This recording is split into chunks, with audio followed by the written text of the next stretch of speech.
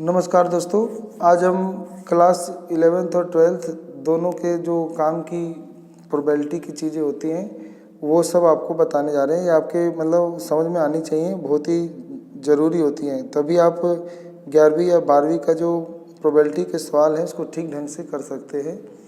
तो अभी ये जो क्लास 11वीं है उसके बारे में हम डिस्कस कर रहे हैं, क्योंकि उसी में से फिर 12वीं में भी आता है काम। तो जैसे मान लेते हैं, हमने पिछली वीडियो में हमने पढ़ा था कि एक रैंडम एक्सपेरिमेंट क्या होता है, ठीक है। फिर हमने पढ़ा कि उसमें आउटकम्स क्या होते हैं, उसमें फिर सैम्पल स्पेस क्या होते हैं, ठीक है। और फिर हमने देखा इवेंट क्या होते हैं, सही है। तो आज हम उसको और आगे डिस्कस करते हैं।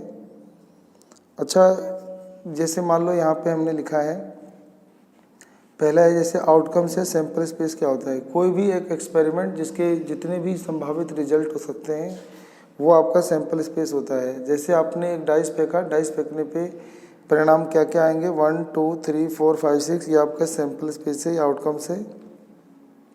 और फिर उसमें से हम जितने भी और सबसेट निकालते हैं जो उसी से रिलेटेड होते हैं सैम्पल स्पेस से, उसे इवेंट कहते हैं, ठीक है। तो जैसे मान लेते हैं कि सैम्पल स्पेस हम ये लेते हैं कि 2 कॉइन्स आर टॉस, हमने 2 सिक्के उछाला है। तो 2 सिक्के उछालने पे हेड हेड, टेल टेल और टेल हेड और हेड टेल, ये 4 आपके जो है टोटल परिणाम आने वाले हैं। तो जो ये 4 परिणाम आएंगे, फिर इसमें हमें ये सीखना होता है अगला चीज़ कि टाइप्स ऑफ इवेंट, ये जो इवेंट हैं कितने टाइप के होते हैं। तो यहाँ पे हमने ये सारे इवेंट लिखे हैं। इवेंट इन्हीं सैम्पल स्पेस में से मतलब निकाली गई घटनाएं होती हैं। तो जो हमारा टाइप ऑफ इवेंट होता है उसमें पहला है आपका इम्पॉसिबल इवेंट क्या होता है। देखो, इम्पॉसिबल इवेंट होता है ऐसा इवेंट जो मतलब घटित ही नहीं हो सकता।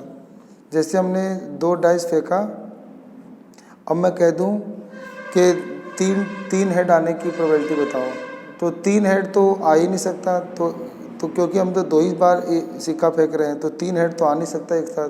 तो ये हो जाएगा आपका इम्पॉसिबल इवेंट। और इम्पॉसिबल इवेंट की जो प्रोबेबिलिटी होती है वो 0 होती है। अगला होता है श्योर इवेंट। श्योर इवेंट वो होता है जिसमें आपका जो प्रोबेबिलिटी है वो 1 आना है, यानी कुछ ना कुछ तो आपका रिजल्ट आना है। एक होता है आपका सिंपल इवेंट। सिंपल इवेंट वो होता है ऐसा इवेंट जिसमें सैम्पल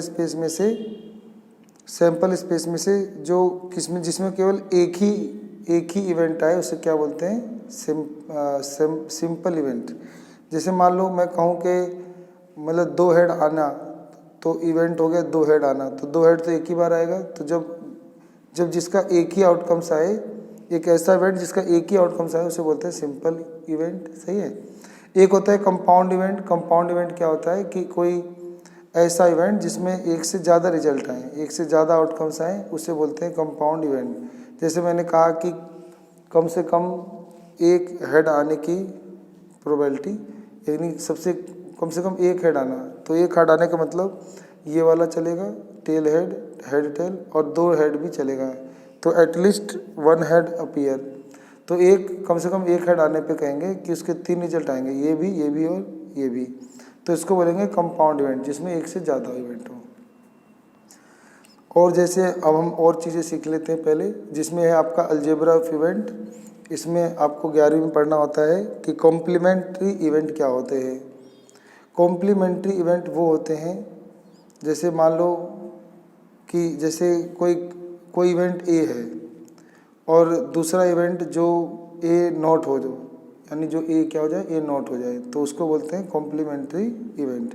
कॉम्प्लीमेंट्री इवेंट में क्या होता है कि जैसे ये ए है और ए में जो इवेंट आ रहे हैं, तो नॉट ए में मतलब वो होगा जो सैम्पल स्पेस में से सारे इवेंट ए घटने के बाद बचेंगे। तो पूरे सैम्पल स्पेस में से अगर हम ए घटा देंगे तो आपका नॉट ए आ जाएगा। इसको हम ए के ऊपर ऐसे डैश निशान से लिखते हैं, सही है। तो एक होता है कॉम्प्लीमेंट्री इवेंट, ऐसे 2 इवेंट जिसमें एक भी मतलब कोई भी एक भी एलिमेंट कॉमन नहीं है, तो उसे बोलते हैं कॉम्प्लीमेंट्री इवेंट। और लिखा इवेंट ई और एफ, द इवेंट ई और एफ। ई और एफ का मतलब होता है ई और का मतलब होता है यूनियन, ई यूनियन एफ। तो ऐसे दो इवेंट होते हैं, ऐसे कोई दो इवेंट जिनमें जो दोनों का यूनियन निकाला जाए, जिसमें ई के एलिमेंट भी शामिल हो, एफ के एलिमेंट भी शामिल हो, दोनों को इकट्ठा करके लिख दिया हो और कॉमन वालों को एक बार लिख दिया हो, तो वो आपका होता है ई और एफ इवेंट। ठीक है, एक होता है ऐसे E and F event. E and F event में क्या होता है कि एक इवेंट ले लेते हैं और उस इवेंट में दो इवेंट ले लेते हैं, ई और एफ, और दोनों में एंड का मतलब होता है इंटरसेक्शन यानी कॉमन। तो दो इवेंट में जो कॉमन आता है तो वो आपका कहलाता है ई एंड एफ इवेंट। तो इंटरसेक्शन वाला जो दोनों में कॉमन आए, जैसे मान लेते हैं कि ई इवेंट हो गया कि कम से कम एक हेड आना, तो एक कम से कम एक हेड आने में क्या आएगा, फिर ये टेल हेड टेल और टेल हेड चलेगा। और फिर मैंने कह दिया जो एफ इवेंट है वो है कम से कम एक टेल आना, तो टेल आने में भी एक दो और दोनों टेल चलेगा। अब दोनों का इंटरसेक्शन कौन हो जाएगा, तो टेल हेड टेल, ये दोनों में आ जाएगा, तो आपका इंटरसेक्शन हो जाएगा। इसे एंड से डिनोट करते हैं। सही है। एक होता है आपका इवेंट एफ बट नॉट ई, मतलब कोई ऐसा इवेंट जिसमें एफ तो हो बट नॉट ई यानी ई ना हो। तो इसके लिए क्या होता है कि जैसे एफ में से हम ई के मतलब माइनस कर देते हैं, यानी जो कोई एफ इवेंट में से जितने भी ई के कॉमन इवेंट होंगे उसे छोड़ देंगे, उसे हटा देंगे, तो उसे बोलते हैं इवेंट एफ बट नॉट ई। इसको हम ऐसे भी लिखते हैं एफ इंटरसेक्शन ई नोट। ठीक है। अगला है आपका mutually exclusive event. Mutually exclusive event क्या होते हैं? म्यूचुअली एक्सक्लूसिव इवेंट ऐसे इवेंट होते हैं, ऐसे कोई दो इवेंट जिनमें जैसे मान लो ई और एफ का इंटरसेक्शन निकालें और वो अगर आपका जीरो आ जाए यानी खाली आ जाए, एक भी कॉमन पॉइंट या एक भी कॉमन आउटकम्स ना आए, उसे बोलते हैं म्यूचुअली एक्सक्लूसिव इवेंट। ऐसी एक होता है आपका एग्जॉस्टिव इवेंट। एग्जॉस्टिव इवेंट वो होता है जैसे मान लो कि कोई एक सैंपल स्पेस है, तो उस सैंपल स्पेस में से हम ना कुछ इवेंट ई निकाल लेंगे, कुछ एफ निकाल लेंगे और कुछ जी निकाल लेंगे, और फिर हम ना तीनों का इंटरसेक्शन निकालेंगे, मतलब यूनियन निकालेंगे। इवेंट ई का यूनियन एफ से और फिर एफ का जी से। तो इन सब का जो यूनियन है वो अगर सैंपल स्पेस के बराबर आ गया तो उसको बोलते हैं एक्सक्लूसिव ये एग्जॉस्टिव इवेंट। तो यानी कोई एक सैंपल स्पेस होगा, उसके हम ऐसे टुकड़े कर देंगे कि जैसे इवेंट ई या एफ दो या दो से ज़्यादा भी टुकड़े होंगे, और उन सब का जब हम यूनियन करेंगे तो टोटल सैंपल स्पेस के बराबर ही आ जाएगा। तो ऐसे इवेंट को बोलते हैं एक्सक्लूसिव मतलब एग्जॉस्टिव इवेंट। तो ये सब जो है आपने क्लास में 11th में पढ़ना है। अब जैसे यहाँ पर हमने लिखा है टू कॉइन्स आर टॉस, दो सिक्के को उछाला गया, तो हेड टेल टेल हेड और हेड टेल, ये आपका 4 स्पेस आएंगे।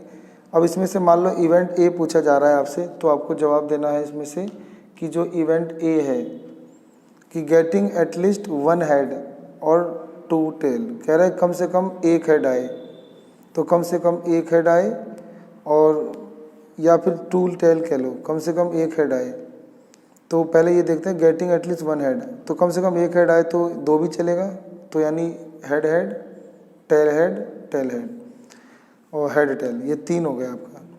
तो ऐसे लिखा इवेंट बी आए तो गेटिंग 3 हेड, बोला है कि गेटिंग 3 हेड, 3 हेड आए, तो यहाँ पे 3 हेड तो कहीं आ ही नहीं सकता, तो इसका हो जाएगा 0, यानी ये इम्पॉसिबल इवेंट है।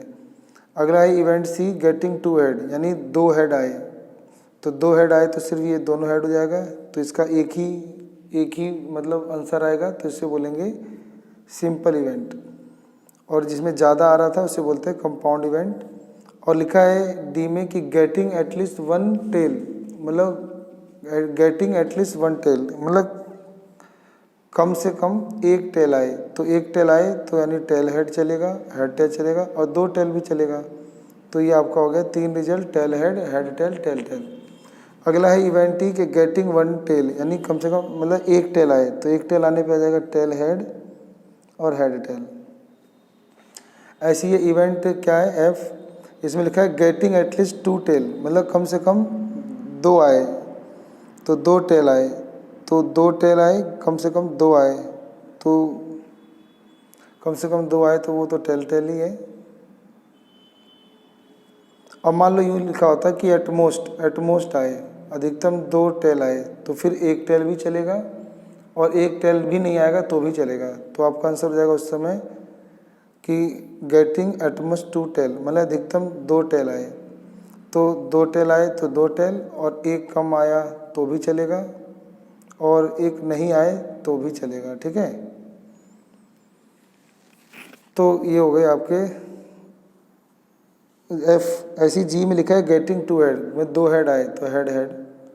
तो ये हमने देखा सारे इतने तरह के इवेंट होते हैं, तो आपको ये जानना था ज़रूरी, ये सब हमने आपको बता दिया है। तो मिलते हैं अगली वीडियो में। आप सबका अपना कीमती समय देने के लिए बहुत बहुत धन्यवाद।